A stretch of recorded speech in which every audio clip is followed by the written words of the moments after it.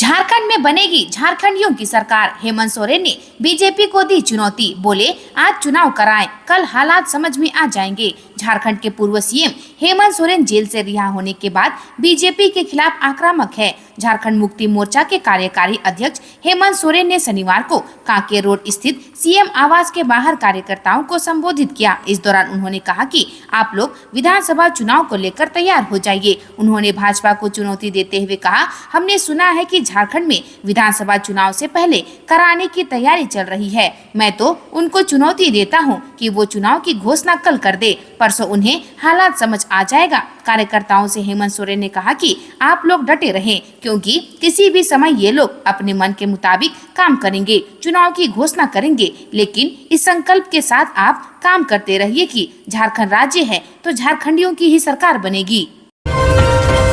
NEET paper leak, 7 आरोपियों को दिल्ली ले जाएगी सीबीआई। पटना से प्लेन से लेकर जाने की तैयारी। देर रात हजारीबाग के प्रिंसिपल से हुई पूछताछ। नीट पेपर लीक मामले में पकड़े गए 7 आरोपियों को सीबीआई की टीम दिल्ली ले जाने की तैयारी में है। पटना के LNJP अस्पताल में 3 आरोपियों का मेडिकल कराया गया। मीडिया रिपोर्ट्स के मुताबिक सभी को प्लेन से दिल्ली ले जाया जाएगा। वहीं पटना के सीबीआई दफ्तर में शुक्रवार देर रात तक हजारीबाग ओएसिस स्कूल के प्रिंसिपल से पूछताछ होने की भी खबर है। इस केस में शुक्रवार को झारखंड के हजारीबाग से सीबीआई ने 3 लोगों को गिरफ्तार किया था। इसमें ओएसिस स्कूल के प्रिंसिपल एहसान उल हक, वाइस प्रिंसिपल इम्तियाज और पत्रकार जलालुद्दीन हैं। एजेंसी तीनों को शुक्रवार रात करीब 10 बजे हजारीबाग से पटना लेकर पहुंची थी। इस केस में 27 जून को बिहार के पटना से एजेंसी ने 2 लोगों को अरेस्ट किया था। एहसान उल हक समेत 3 लोगों से सीबीआई ने शुक्रवार को दिन भर पूछताछ की। अब उन्हें स्पॉट पर ले जाकर टीम सबूतों का पुख्ता करेगी। रांची में 4 मिनट में लूटे 1 करोड़ 40 लाख के जेवर। ज्वेलरी शॉप के मालिक को मारी गोली। सीसीटीवी में वारदात कैद। 7 पुलिस अधिकारी सस्पेंड। रांची के बिरसा चौक स्थित डीपी ज्वेलर्स में अपराधियों ने गन पॉइंट पर लूट की बड़ी घटना को अंजाम दिया है। हेलमेट पहने 4 अपराधियों ने महज 4 मिनट में 1 करोड़ 40 लाख के जेवर और 2.5 लाख रुपए कैश लूट लिए। इसके बाद पैदल ही शॉप से निकलकर एयरपोर्ट रोड की ओर भाग निकले। लूटकांड का सीसीटीवी फुटेज भी सामने आया है। लूटपाट के दौरान बदमाशों ने फायरिंग भी की। गोली दुकान संचालक रामनाथ वर्मा के पेट और उनके बेटे ओम वर्मा के हाथ में लगी है। दोनों को निजी अस्पताल में भर्ती कराया है। घटना के बाद 7 पुलिस अधिकारियों को सस्पेंड कर दिया गया है। 4 मिनट 56 सेकंड के सीसीटीवी फुटेज में दिख रहा है कि हेलमेट पहने 3 अपराधी दुकान में घुसते हैं। इसमें गुलाबी रंग की शर्ट पहने अपराधी ने हथियार का भय दिखाकर दुकान को कब्जे में ले लिया। वहीं काली चेक शर्ट पहना अपराधी काउंटर फांद कर चला आता है। इसी बीच एक सफेद गमछा लपेटे अपराधी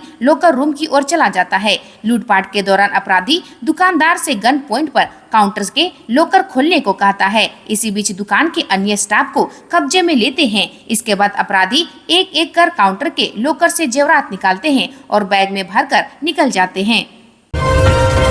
अवैध बालू खनन रोकने के लिए सड़क पर ग्रामीण, एक दिन में करोड़ों की उगाही। 150 से अधिक हाइवा एक्टिव। डीसी से ग्रामीणों ने की शिकायत। झारखंड के कई जिलों में बालू माफियाओं का गिरोह एक्टिव है। एनजीटी से लगी रोक के बावजूद कई इलाकों में खनन जारी है। खूंटी के कारो नदी इलाके में कई ऐसे अवैध बालू घाट है जहां से देर रात बालू का उठाव हो रहा है। खूंटी में जरियागढ़ इलाके में अवैध बालू खनन का कारोबार चल रहा है। देर रात जब अवैध बालू खनन के लिए हाईवा पहुंचे तो ग्रामीण रास्ते में सो गए। पिछले कई दिनों से ग्रामीण इसका विरोध कर रहे हैं। ग्रामीणों ने आज खूंटी डीसी लोकस मिश्रा से मिलकर मदद की गुहार लगाई है। ग्रामीणों ने बताया कि 2 बार हाईवा पकड़ा गया। 23 जून को 16 हाईवा अवैध खनन करते ग्रामीणों ने पकड़ा। 27 जून को 10 हाईवा पकड़ा, लेकिन पुलिस प्रशासन ने ग्रामीणों पर दबाव बनाकर हाईवा छोड़ दिया। ग्रामीणों ने दिए गए पत्र में बालू माफिया का नाम लिखा है। ग्रामीणों ने इसमें हस्ताक्षर भी किए हैं। ग्रामीण इसका विरोध कर रहे हैं, लेकिन बालू माफिया ग्रामीणों को धमका रहे हैं। ग्रामीणों का आरोप है कि पुलिस प्रशासन की मदद से इन इलाकों में अवैध खनन हो रहा है। इस अवैध खनन के माध्यम से हर गाड़ी में बालू माफिया 1000 रुपए की वसूली करते हैं। आखिरी कील ठोकने का समय आ गया। रिहाई के बाद आक्रामक हुए हेमंत सोरेन। बीजेपी को दे डाली चुनौती। पूर्व मुख्यमंत्री और सत्तारूढ़ झारखंड मुक्ति मोर्चा के कार्यकारी अध्यक्ष हेमंत सोरेन ने जेल से रिहाई के बाद आक्रामक तेवर अख्तियार किया है। बूंदाबांदी के बीच शनिवार को अपने आवास पर उमड़े समर्थकों को उन्होंने विधानसभा चुनाव की तैयारी में जुटने का निर्देश दिया है। हेमंत सोरेन ने कहा कि जल्द विधानसभा के चुनाव होंगे। भाजपा की तैयारी निर्धारित समय से पहले चुनाव कराने की है। ललकारते हुए हेमंत बोले, चुनौती देता हूं कि कल ये चुनाव की घोषणा कर दे, इनका सफाया साफ हो जाएगा। इनकी ताबूत में आखिरी कील ठोकने का समय आ गया है।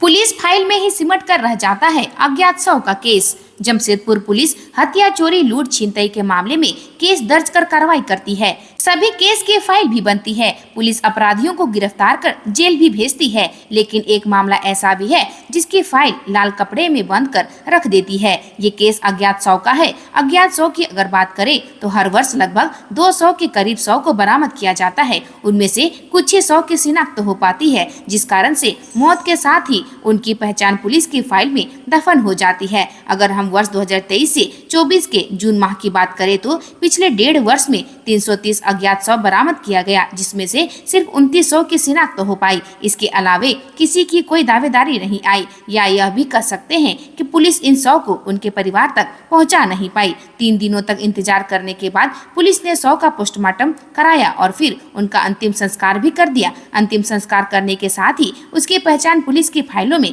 दफन हो गई। ऐसे में कई परिवार को उनके सदस्यों का आज तक पता नहीं चल पाया है। डाक विभाग के सिंहभूम रीजन में बहाल 29 कर्मचारी नौकरी से बर्खास्त। डाक विभाग के सिंहभूम रीजन के डाकघरों में पदस्थापित 29 कर्मचारियों को तत्काल प्रभाव से नौकरी से बर्खास्त कर दिया गया है। जांच में इनकी डिग्री फर्जी पाई गई। इनमें 20 कर्मचारी ऐसे थे जो सिंहभूम के किसी न किसी डाकघर में वर्षों से पदस्थापित थे। 9 कर्मचारी ऐसे पाए गए जिनकी डिग्री फर्जी थी। वे बहाल तो हुए थे, लेकिन उनकी ज्वाइनिंग नहीं हुई थी। इनकी बहाली रद्द कर दी गई। सिंहभूम रीजन के वरिष्ठ डाक अधीक्षक परमानंद कुमार ने इनकी पुष्टि की है। डाक विभाग के मुताबिक जांच के दायरे में 120 लोग ऐसे हैं जिनकी बहाली ग्रामीण डाक सेवक के रूप में हुई है। इनकी भी डिग्री की जांच की जा रही है। रिपोर्ट आने के बाद उनके खिलाफ आगे की कार्रवाई की जाएगी। वरिष्ठ डाक अधीक्षक ने कहा कि बहाल किए गए 29 कर्मचारियों की डिग्री फर्जी पाई गई है। 20 लोगों को नौकरी से बर्खास्त कर दिया गया है, जबकि 9 लोगों ने अभी ज्वाइन नहीं किया था। उनको भी बर्खास्तगी का पत्र भेज दिया है और कई लोगों की डिग्री की जांच की जा रही है।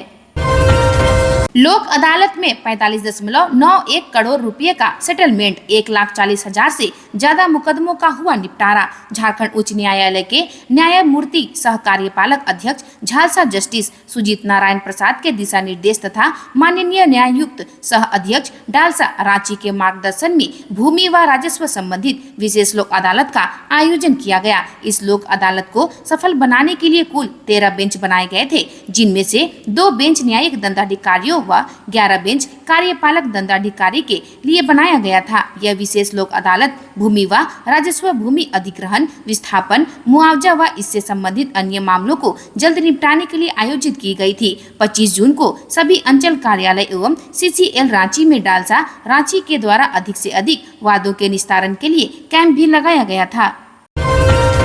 पलामू, गढ़वा समेत इन जिलों में भारी वर्षा की चेतावनी। आपके इलाके में कैसा रहेगा मौसम? मौसम विभाग ने झारखंड के कई जिलों में भारी बारिश की चेतावनी दी है। भारत मौसम विज्ञान विभाग के रांची स्थित मौसम केंद्र ने पलामू, गढ़वा समेत उत्तर पश्चिमी झारखंड और उससे सटे उत्तरी हिस्से में भारी वर्षा की चेतावनी जारी की है। शनिवार को मौसम केंद्र की ओर से जारी येलो अलर्ट में कहा गया है कि झारखंड के उत्तर पश्चिमी तथा निकटवर्ती उत्तरी भागों में कहीं कहीं भारी वर्षा होने की संभावना है। मौसम केंद्र के प्रमुख अभिषेक आनंद ने बताया कि बंगाल की खाड़ी में एक लो प्रेशर एरिया बना हुआ है। वहीं उत्तर प्रदेश से एक ईस्ट वेस्ट टर्फ पूर्वी उत्तर प्रदेश में बने साइक्लोनिक सर्कुलेशन की ओर बढ़ रहा है, जिसकी वजह से झारखंड के कई जिलों में कहीं कहीं भारी वर्षा हो सकती है। पार्क मार्केट में सेंटर पॉइंट दुकान में लगी भीषण आग, 40 लाख का नुकसान। हीरापुर पार्क मार्केट के विवेकानंद चौक के समीप गुरुवार की आधी रात सेंटर पॉइंट नामक दुकान में भीषण आग लग गई। इसमें दुकान में रखा लगभग 40 लाख रुपए का सामान जलकर नष्ट हो गया। रात लगभग 2 बजे पार्क मार्केट के गार्ड ने दुकान से धुआं निकलता देखा। उसने तत्काल इसकी सूचना दुकान के मालिक को फोन के माध्यम से दी। इसके बाद अग्निशमन को सूचना दी गई। मौके पर पहुंची दमकल की 2 गाड़ियां पहुंची और लगभग 2 घंटे की कड़ी मशक्कत के बाद आग पर काबू पाया गया। आग इतनी भयावह थी कि दुकान में रखे फ्रिज, ड्राई फ्रूट सहित अन्य सामान जल गए। आग ने दुकान के साथ साथ ऊपर के गोदाम को भी अपनी चपेट में ले लिया। इससे गोदाम में रखा सारा सामान जल गया। दुकान के संचालक प्रमोद मित्तल ने संभावना जताई है आग लगने की वजह शॉर्ट सर्किट है। अग्निशमन विभाग ने सौंपे दुकान की सूची 35 से 40 लाख रुपए की सामान की क्षति का अनुमान लगाया है। बताया दुकान में विभिन्न तरह के ड्राई फ्रूट्स, खाद्यान्न, जूस, मेकअप, श्रृंगार समेत विभिन्न तरह के आइटम का स्टॉक था।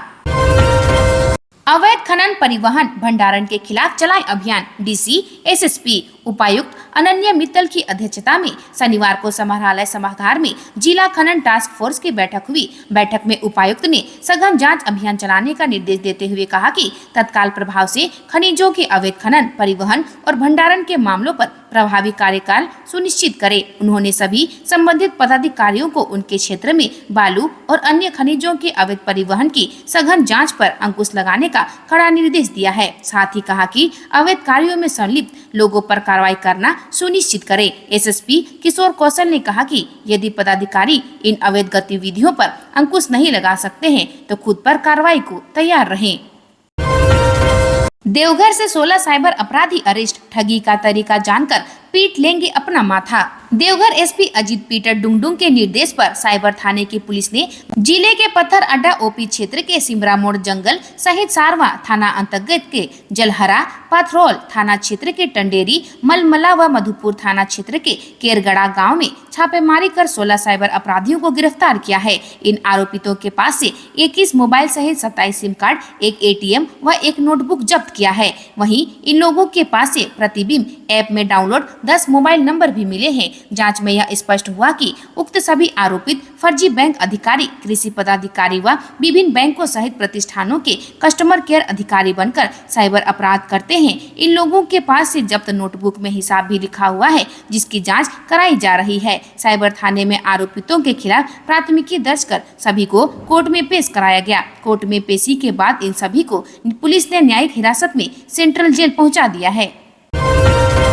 दिन दहाड़े 2 महिलाओं के गले से चेन छिनतई कर भागे बाइक सवार। देवघर में चेन छिनतई करने वाले गिरोह लगातार विधि व्यवस्था को चुनौती दे रहे हैं। आए दिन लोगों से मोबाइल, रुपयों और महिलाओं के गले से चेन छिनतई की घटनाएं हो रही है। आम जनता भी सड़क पर खुद को सुरक्षित महसूस नहीं कर रही है। शुक्रवार को नगर थाना क्षेत्र अंतर्गत शहर के अलग अलग मोहल्लों में बाइक सवार बदमाशों ने दिन दहाड़े 2 महिलाओं के गले से सोने की चेन की छिनतई कर ली। दोनों महिलाओं ने नगर थाने पहुंचकर घटना की शिकायत दी। जानकारी के मुताबिक लालकोठी पुनहरदा मोहल्ला निवासी पूनम वर्मा अपने बच्चे को लाने के लिए संत फ्रांसिस स्कूल जा रही थी। उसी क्रम में पुरंदाहा पुल के पास रेड्डी लैब के समीप बाइक पर सवार 2 बदमाश पहुंचे और पीछे बैठे बदमाश ने उसके गले से सोने की चेन छीन ली। घटना को अंजाम देने के बाद वे दोनों तेज गति से आगे भाग निकले। उन्होंने बताया कि 10 ग्राम के सोने की चेन की कीमत 80,000 रुपये थी।